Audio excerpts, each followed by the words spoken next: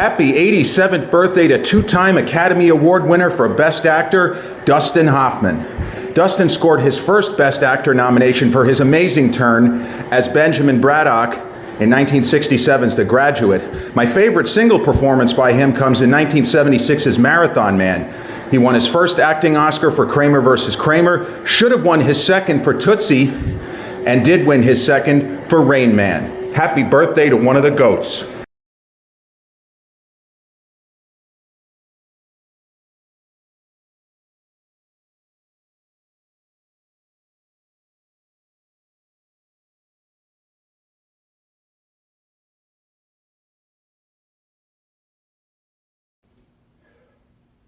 And we're back, like we never left. Welcome to the Confessions of a Not So Dangerous Mind podcast. I want to thank you all for spending some of your Thursday afternoon here with me in New York.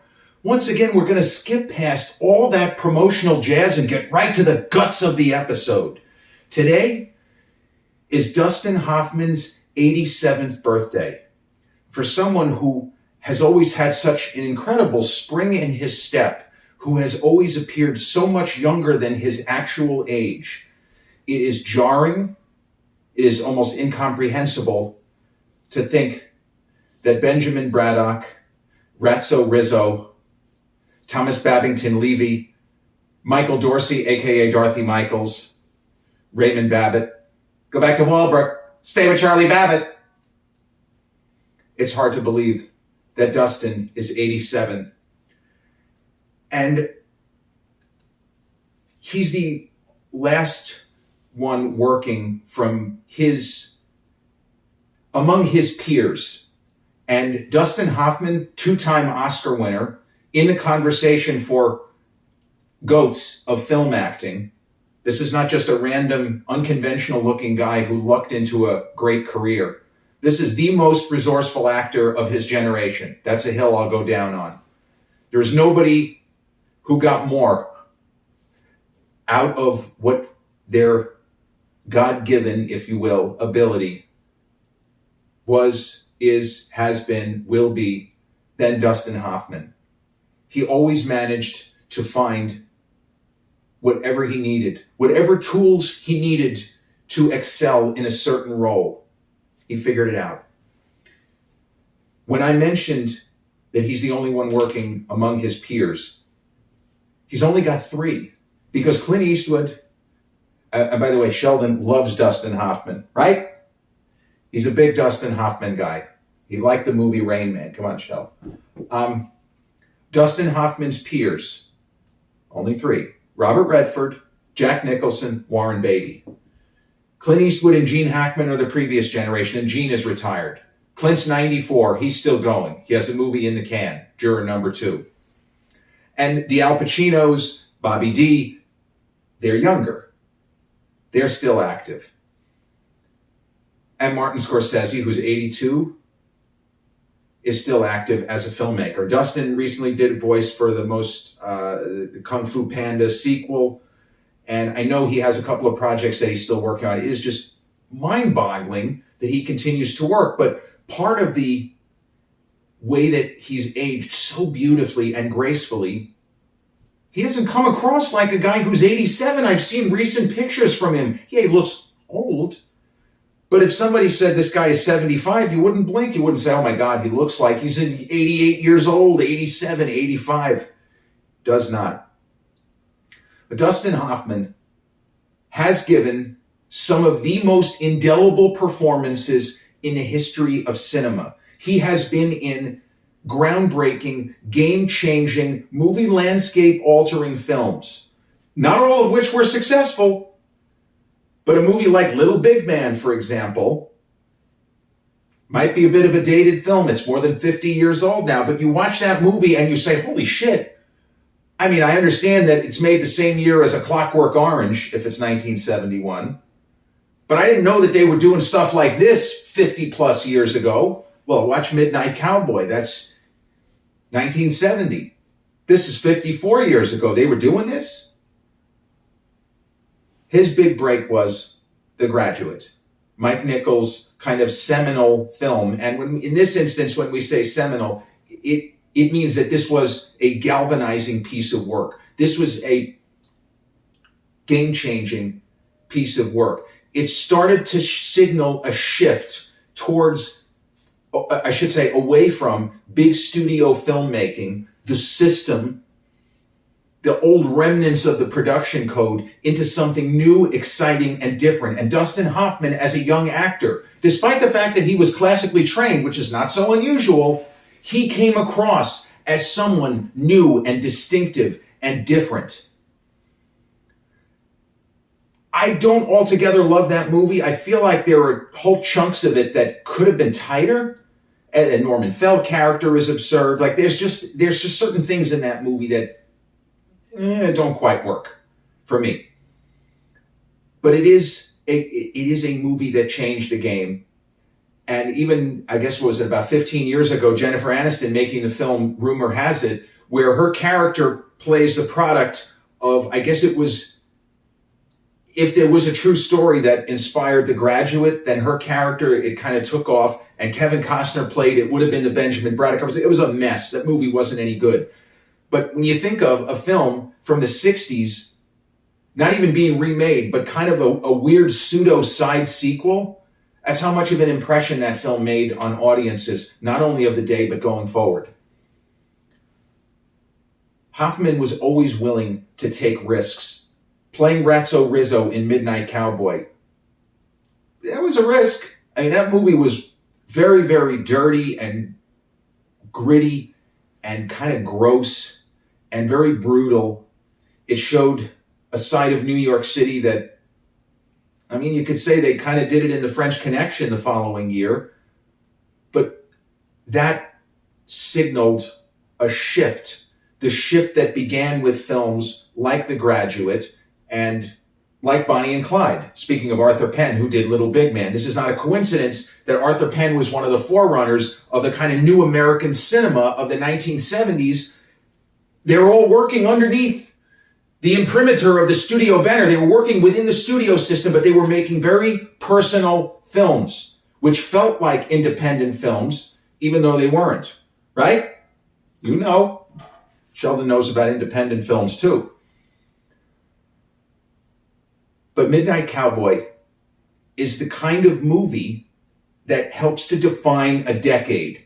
If the 80s could be defined by big studio products such as The Goonies, such as Indiana Jones and the Temple of Doom, such as Back to the Future, such as Ghostbusters, the 70s can be defined by movies such as Midnight Cowboy, Little Big Man, Marathon Man, Kramer versus Kramer. Kramer versus Kramer is the kind of movie that could be made today. You make a movie about divorce. Hey, the film from a number of years ago, Laura Dern won Best Supporting Actress, Marriage Story, with Scarlett Johansson and Adam Driver. It's not that much different than Kramer versus Kramer, but somehow Kramer versus Kramer does not feel like a studio product.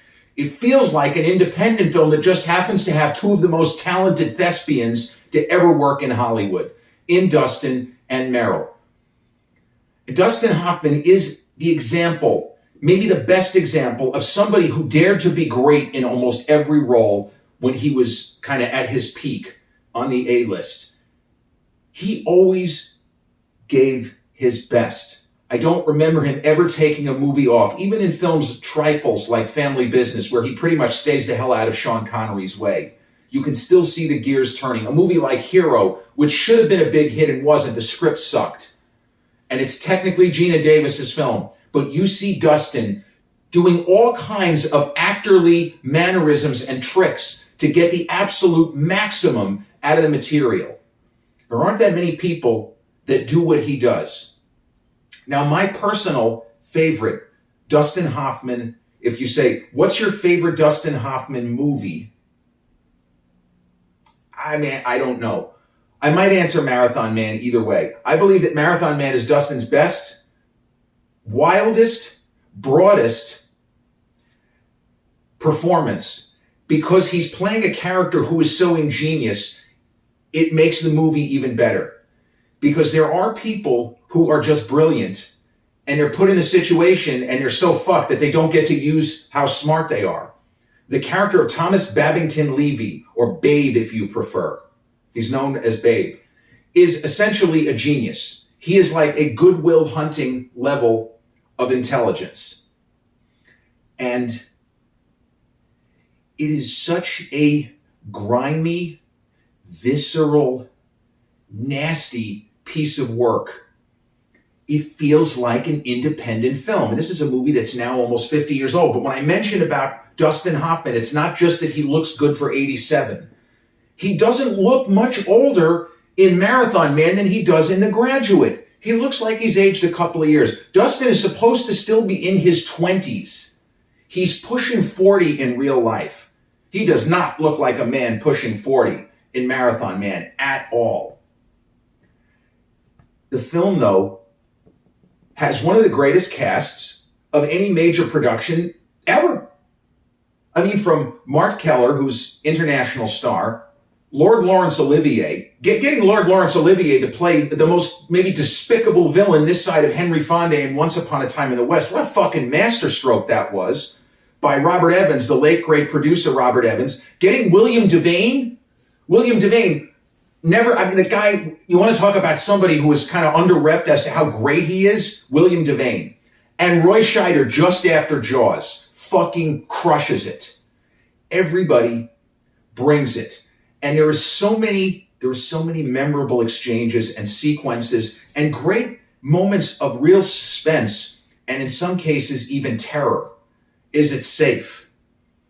But what Dustin was always able to do is that somehow he could get into and out of character. He could get so deep into certain characters. And then you look and say, how did he play these two characters practically on top of one another? How do you shed your previous skin of a previous character? How do you make it look easy? Well, it wasn't easy, but he made it look easy. Slipping into the new skin of a different character. How do you go from a movie like Lenny, where he plays Lenny Bruce, the famous groundbreaking comic? Now, Lenny, I don't think is a great movie. I also don't think Lenny Bruce was particularly entertaining, but he was groundbreaking. And you look at Dustin Hoffman in that movie, and you compare him to what he does as Thomas Babington Levy not long after in Marathon Man. And you look at what he does with Steve McQueen in Papillon, the kind of weird accent he puts on there. And then you look at what he does as Ted Kramer in Kramer versus Kramer, and in the dual role, Michael Dorsey, Dorothy Michaels in Tootsie. You can't look at Dustin Hoffman's career I really don't like comparing, but if you compare the kinds of roles he took, the home runs he hit, 7 Best Actor nominations, 2 wins, compare him in terms of range, the guys in his group, Nicholson, that's it. Jack could do comedy. Jack could do pathos. Jack could play villains. He could play rage. I think Dustin had more range than Jack Nicholson, and that's not really a knock on Jack. Jack was a bigger movie star. But even someone like Warren Beatty, because Beatty was so careful with projects, he didn't work as much. Dustin didn't want to make any crap.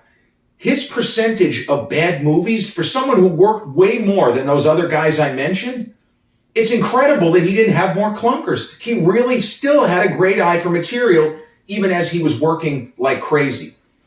Through the 70s, into the 80s, through the 80s, into the 90s. I mean, I think Outbreak, 80% of Outbreak is phenomenal. If you just take it as a medical thriller and you kind of try to forget the action movie elements of the final third, Outbreak is amazing. Another great cast. Donald Sutherland, Morgan Freeman, Rene Russo, Kevin Spacey. Love him or hate him, Spacey, what a home run year he had that year. Outbreak, 7, The Usual Suspects in the same year. And if we're being honest, he's fantastic in all 3 films. Hoffman, his career is marked by genius, by brilliance, by achievement. And even in movies which weren't that good, he always gave his best. I remember in 97, as the kind of the drums were beating for the release of Titanic and Francis Coppola's The Rainmaker, Good Will Hunting, Adam McGoyan's The Sweet Hereafter, and other big movies of that kind of award season, Breaking the Waves. I remember seeing a preview for the movie Mad City, which was a pairing of Dustin Hoffman and John Travolta. And Travolta was also still kind of flying high because the successes of Pulp Fiction and Get Shorty, Michael had been a big hit, I don't know why. But Travolta was still up there. And that movie's not good. But if it succeeded, it would have been because of Hoffman. Because Hoffman plays a guy, a television reporter, seems like a clown, but he's way smarter than he lets on. And he's way more resourceful than he lets on. Kind of like Dustin Hoffman. Doesn't really seem that impressive when you first look at him. Easy to dismiss him. But if you pay attention, and if you really appreciate a guy who could do almost anything in front of a camera, Dustin Hoffman. Now, what I would say is his last great performance is a movie that a lot of people missed, and I feel is very much, I don't know if I would use the word underrated, but it's underseen given the talent level and how good the story is. And it's a 2006 film, Stranger Than Fiction. It is the Will Ferrell film that does not feel like a Will Ferrell film. And Will made it during that time when he was churning out comedies. He had done Elf and Talladega Nights, The Ballad of Ricky Bobby. He was making those kinds of movies. And then he comes out with Stranger Than Fiction, which feels like it's supposed to be a comedy, but it's not really a comedy. And I feel that the tonal shifts and the fact that it has elements of a comedy, but is not really that comedic, is part of the reason why not enough people saw it. So there are those times where a legendary actor just has to show up, read a couple of lines, and get his name in the credits or her name in the credits, and it's good enough. But in Stranger Than Fiction, for possibly the last time, Dustin Hoffman, who would have been pushing 70, for the last time, he dares to do something other than what is expected from him. He dares to be great, and he achieves greatness. And when I think of Dustin, if he were to retire, whenever I ponder what he does in Stranger Than Fiction, the film is 2006 for reference, I tear up. Because when you get to a certain age, in the overwhelming majority of cases, if you're Clint Eastwood, it's different. Because it's Clint Eastwood. Clint has gotten to play great roles when he was older than Dustin was at that time. Again, it's Clint Eastwood. It's a different level. Also because Clint, as a filmmaker, the fact that he had to deal with Warner Brothers, Malpaso Productions, he had way more control of his career than almost anyone. Stranger Than Fiction is Will Ferrell's film. He plays a guy named, I forgot his name. Harold Crick. And Harold Crick is a guy who, he's an accountant, he's an auditor, but he's an IRS guy. He's not one of the good guys. Like my old man, a CPA. He's a CPA, but he works for the bad guys. He works for the Internal Revenue Service. And if he comes to do the books for your company, if you don't have your shit in order, hey, everything everywhere all at once, right? Jamie Lee Curtis, the auditor. I need to see your tax information. Yeah, he needs to see your tax information. You're probably going to end up getting a big fine, or maybe you'll end up being thrown in jail. But Harold Crick starts hearing a voice in his head, a woman's voice with a British accent. She appears to be narrating his life. Well, how is that possible? Is he losing his mind? No. There is some kind of weird reality breach where a woman novelist who is writing a book is somehow writing a book on his life as it's happening or about to happen. And when Harold Crick realizes this, and Will Ferrell, although he has moments where he does the Will Ferrell shtick, kind of like Adam Sandler when he's strayed away from comedy, he can be serious. He can have moments of genuine emotion, fear, anger, sadness. Harold Crick visits an esteemed literature professor when he realizes it seems like somebody's writing a book, and we go from there. And Dustin has such a glint in his eyes. There is such excitement in his manner.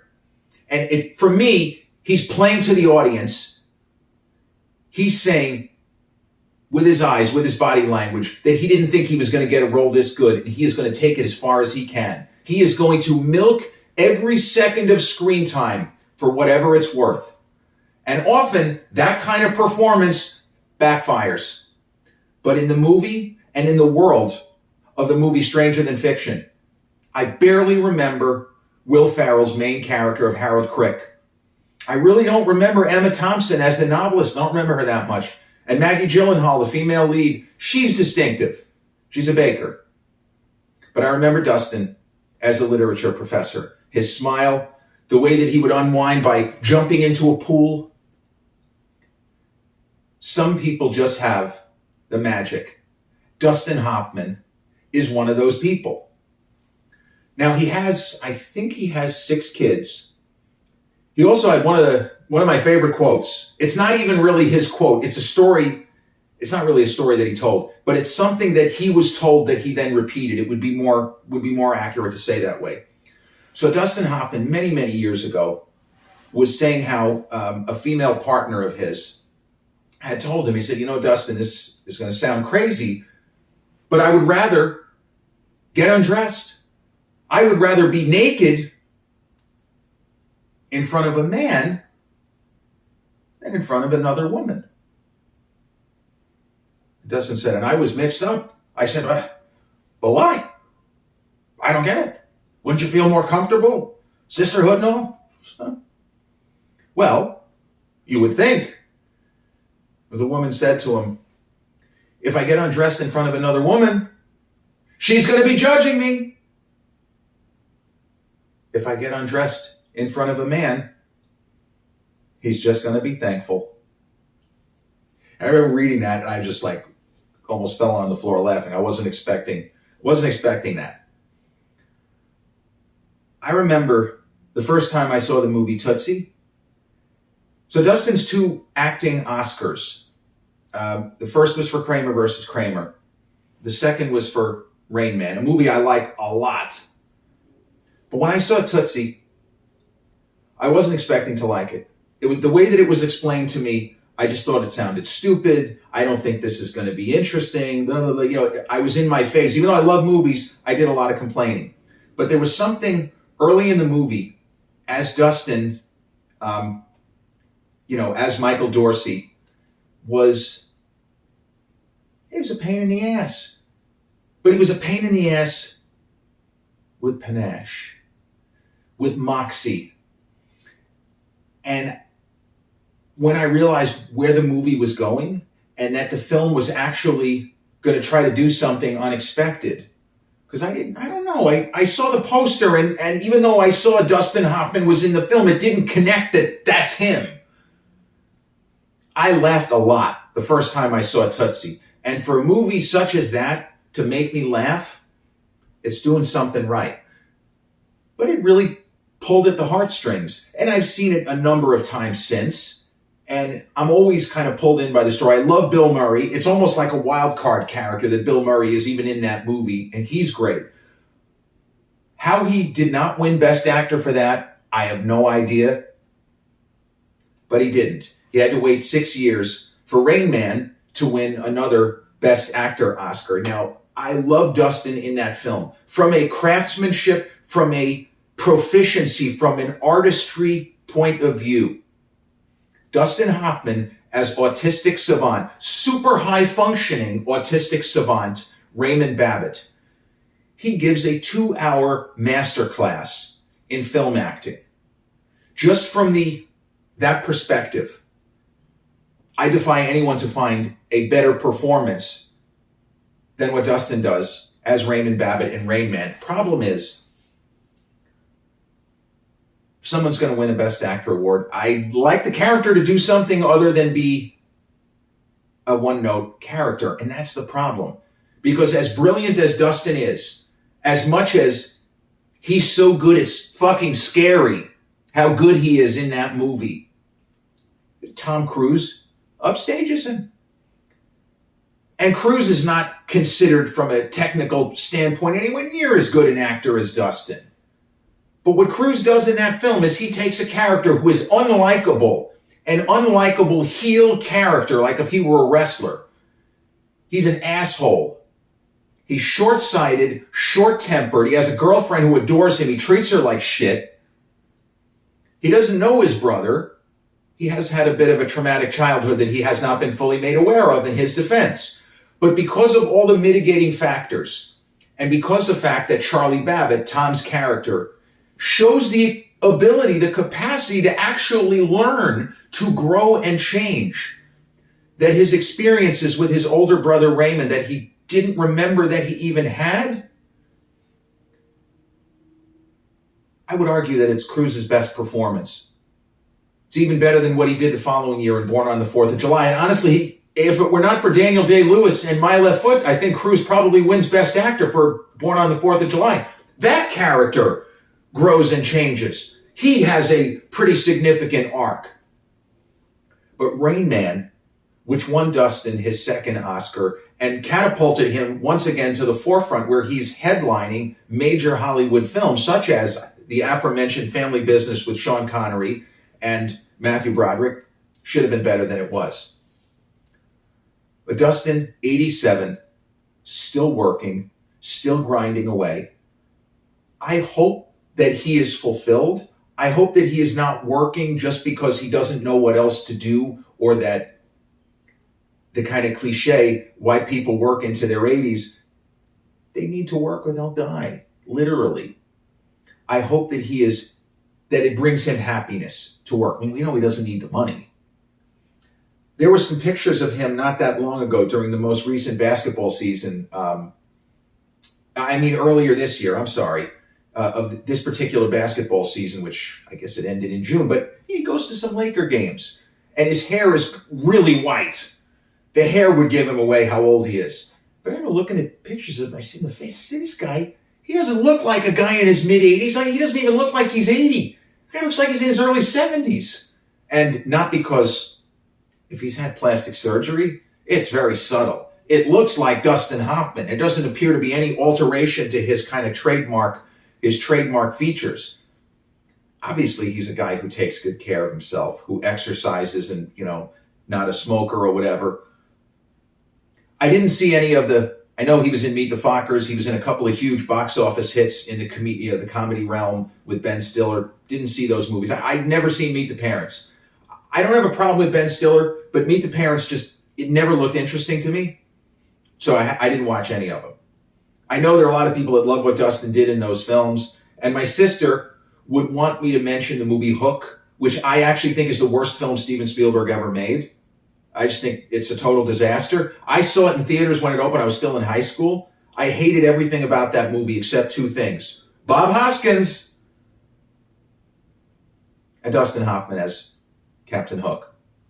He's amazing. The rest of the film is a shambles.